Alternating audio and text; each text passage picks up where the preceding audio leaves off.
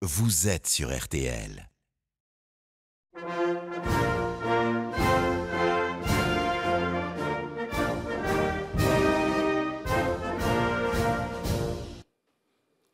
Françaises, Français, mes chers compatriotes de l'Hexagone et des Outre-mer, fidèle à une tradition qui nous est chère, je suis heureux de vous présenter tous mes vœux pour l'année qui s'ouvre. L'année 2018 ne nous a pas épargnés en émotions intenses de toute nature.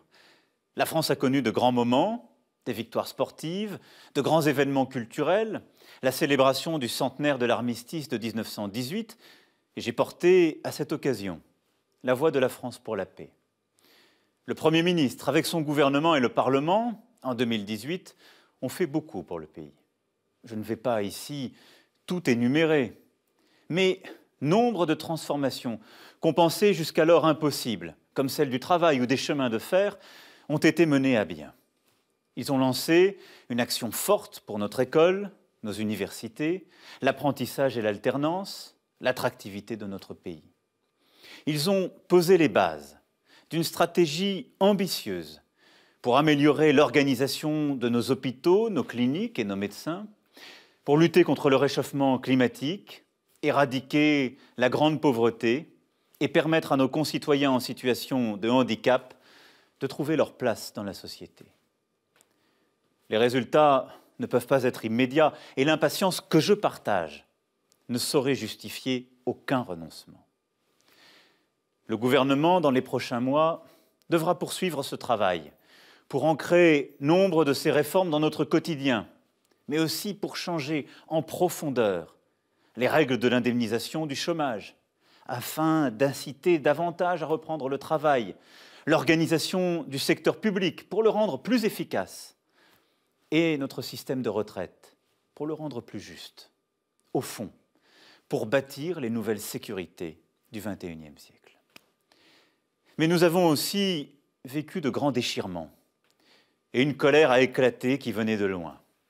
Colère contre les injustices, contre le cours d'une mondialisation parfois incompréhensible, colère contre un système administratif devenu trop complexe et manquant de bienveillance, colère aussi contre des changements profonds qui interrogent notre société sur son identité et son sens. Cette colère a dit une chose à mes yeux, quels que soient ses excès et ses débordements. Nous ne sommes pas résignés. Notre pays veut bâtir un avenir meilleur, reposant sur notre capacité à inventer de nouvelles manières de faire et d'être ensemble. Telle est, à mes yeux, la leçon de 2018. Nous voulons changer les choses pour vivre mieux, défendre nos idéaux. Nous voulons innover sur le plan démocratique, social, politique, économique et environnemental pour cela. Il serait dangereux que notre situation nous conduise à ignorer le monde qui nous entoure. Bien au contraire, car tout se tient. Là aussi, de grandes certitudes sont en train d'être mises à mal. L'ordre international, bâti en 1945, est remis en cause par de nouvelles puissances et malmené par certains de nos alliés.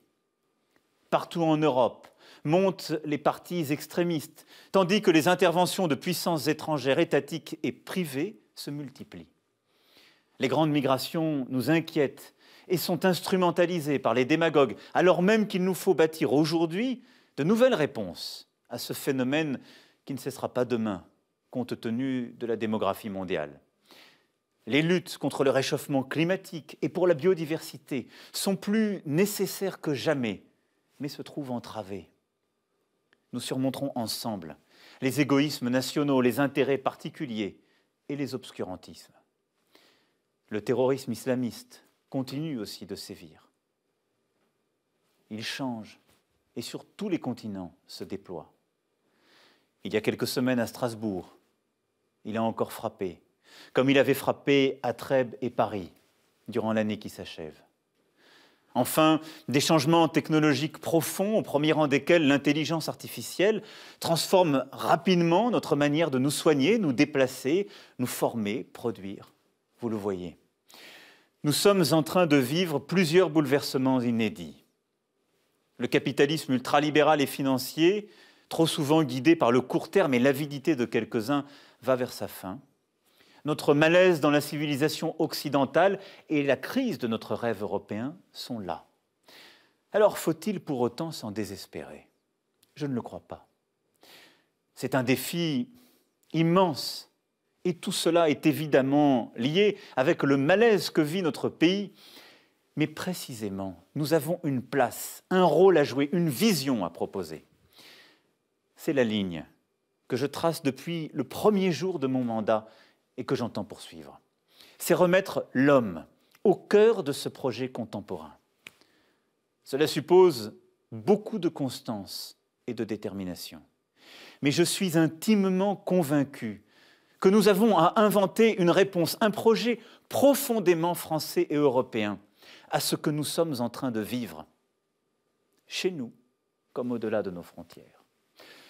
Il nous faut là aussi prendre, comme nous l'avons toujours fait, toute notre part à la renaissance de notre monde et de notre quotidien. C'est pourquoi, mes chers compatriotes, cette année 2019 est à mes yeux décisive et je veux former pour nous 3 vœux. D'abord, un vœu de vérité. Oui, nous souhaiter en 2019 de ne pas oublier qu'on ne bâtit rien sur des mensonges ou des ambiguïtés. Or, je dois bien dire que depuis des années, nous nous sommes installés dans un déni parfois flagrant de réalité. On ne peut pas travailler moins, gagner plus, baisser nos impôts et accroître nos dépenses, ne rien changer à nos habitudes et respirer un air plus pur. Non, il faut tout de même sur ces sujets que nous nous regardions tels que nous sommes et que nous acceptions en face les réalités. Nous vivons dans l'une des plus grandes économies du monde.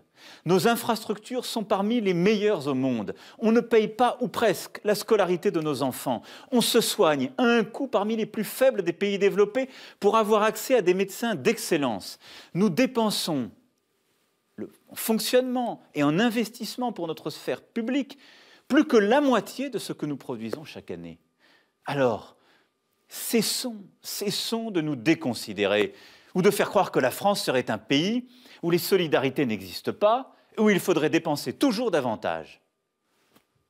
Nous pouvons faire mieux, et nous devons faire mieux. Nous assurer que nos services publics restent présents partout où nous en avons besoin, que les médecins s'installent où il en manque, dans certaines campagnes, ou dans des villes ou des quartiers où il n'y en a plus, qu'on puisse avoir le téléphone portable ou Internet partout où on vit et travaille, et surtout, qu'on puisse vivre en sécurité et tranquillité partout. J'y veillerai personnellement et chaque jour. Le débat national qui s'ouvre doit nous permettre de parler vrai. Et je vous écrirai dans quelques jours pour vous en préciser les attentes. Mais parler vrai, c'est parler de la réalité. Le vœu de vérité, c'est aussi celui qui doit nous conduire afin de demeurer une démocratie robuste, à mieux nous protéger des fausses informations, des manipulations et des intoxications. On peut débattre de tout, mais débattre du faux peut nous égarer, surtout lorsque c'est sous l'impulsion d'intérêts particuliers. À l'heure des réseaux sociaux, du culte de l'immédiateté et de l'image, du commentaire permanent, il est indispensable de rebâtir une confiance démocratique dans la vérité de l'information, reposant sur des règles de transparence et d'éthique. Ce vœu de vérité, c'est au fond un vœu pour tous d'écoute, de dialogue, d'humilité. Il n'y a pas une vérité, je crois même que chacun d'entre nous commence à se fourvoyer dans l'erreur quand nous affirmons les choses sans dialoguer, sans les confronter au réel ou aux arguments des autres. Alors débattons, car de là peut naître une action utile et qui nous unit. Mon deuxième vœu pour 2019 est un vœu de dignité. Je suis profondément convaincu que chaque citoyen est nécessaire pour le projet de la nation. Nombre de nos concitoyens ne se sentent pas respectés, considérés. Ils sentent leur vie comme empêchée. Je pense aux mères de famille élevant seuls leurs enfants et ne parvenant pas à finir le mois. Je pense à nos agriculteurs qui ne veulent que vivre dignement de leur travail, ou à nos retraités modestes qui aident encore leurs enfants et ont à charge leurs parents. Nous avons commencé à leur apporter des réponses, et je sais leur impatience légitime, mais il faudra aller plus loin. Cela implique de permettre à chacun, quel que soit son quartier, quelle que soit sa famille, de pouvoir accéder à une meilleure éducation, grâce à celle-ci de pouvoir accéder à un travail pour construire sa vie et celle de sa famille. Cela suppose d'assurer à chacun les droits dans la société et attendre de lui les devoirs qui sont les siens. Cela, nous avons commencé de le rétablir, mais c'est notre responsabilité à tous. Et cela passe par le respect, le sens de l'effort et du travail.